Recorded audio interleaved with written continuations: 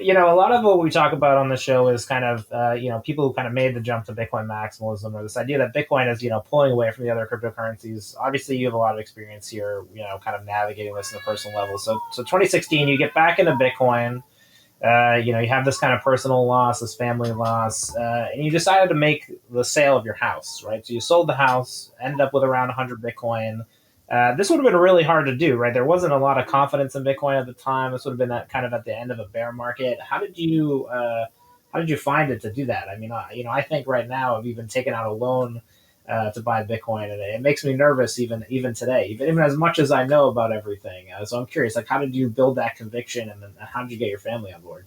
So at that time, we were already traveling because when my father died, after that, we decided I got a huge burnout, massive burnout, and I needed to reset mentally, physically. So we went on a trip. And during the trip, people started to call me, do you still own the Bitcoins and your Dogecoins and everything? The price is going up. And I was like, man, I'm on the beach, leave me alone. But they kept calling, texting. And that's when I first looked into Bitcoin again during the trip that we had in Thailand at that moment. And then on Bali, I just decided that my family, we want to keep living this life this way. We are very happy just traveling. Let's just focus on life and don't give a fuck about money anymore. Become minimalist family without anything, not owning anything, travel lightly all over the world, enjoy each other's love and everything. And that is when I called my sister. I said, check my laptop, it's in the safe, check my that's where the Doge wallet was on, and I checked my, at that moment still a paper wallet. Like, Yeah, I we had a remember. paper wallet, so check my paper wallet for the Bitcoin address and everything. And then yeah, I said, wow, I'm able to pay back the whole trip that we made of 7 months in Asia with the profits a little bit. And I'm like, wow, this is going to go crazy. And that's when I sat on the beach. I told my wife, either we take a step now or we keep running the hamster wheel forever. So why not sell the house? Why not sell the company? Why not sell the bikes, the cars, the motorbikes, the quads, the kids' toys, the clothes, the holiday home, everything, and just go all into Bitcoin? If it goes times three, four, five, maybe we can keep traveling all alive. And if it goes to zero, we will find a new job and we will build up everything that we lost. And my wife was really fond of that. She was like, yeah, man, I really love this life now. It's really relaxed. You are a different person while you're traveling. You spend a lot of time with your kids. You're not only with your business. And that's why we took the decision in Bali and we flew home. We put the house for sale at a real estate agent that was a friend of mine. I told him, put on the real estate page also accepting Bitcoin.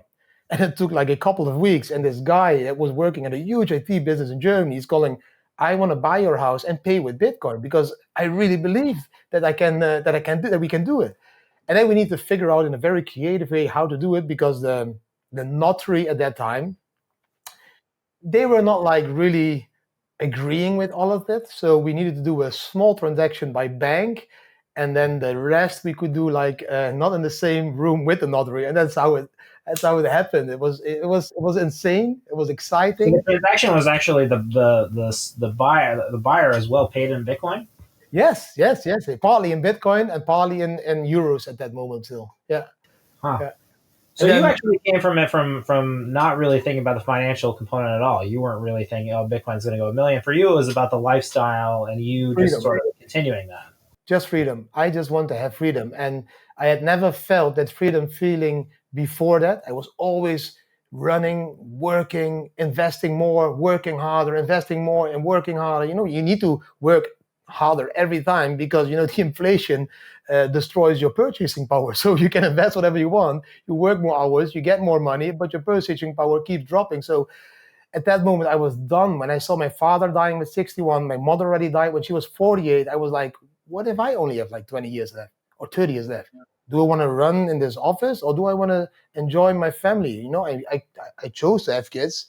Why do I bring them to schools that brainwash them into becoming the next oil for the next company, the Netherlands? Why don't I really enjoy it? And that's, for me, it was completed freedom aspect. And because while we were traveling the first couple of months, we traveled to our roots, the Moluccan Islands and Indonesia, and etc., and we Cambodia and Vietnam, and that was also the first time that I realized the use case of Bitcoin. I'm like, wow, they all can't have a bank account on these islands. They are fishermen. They live off fish and rice. How can I send them money without fees? It's impossible. Bitcoin is doing that. So all of that fell together for me. For me, it was like, wow, this is like insane. This is really going to change it. I can now send $2 to my nephew in the Moluccan Islands, and he can save it up and maybe spend it later. And that was for me so clear at that moment that we just said, like, we are all in now. I took my pension fund, I took the savings account of the kids, I took. Then we were literally, that was the most exciting point because my wife didn't agree with it. So I was behind the laptop, and all the money of the saving account and the kids' savings account and the pension came in, and with a, like, it was on the laptop, and I was like, okay, am I gonna push this button now? Then we are really all in, and then we just were all in. We bought all bitcoins again, and then we started to travel again because all the media drove us crazy.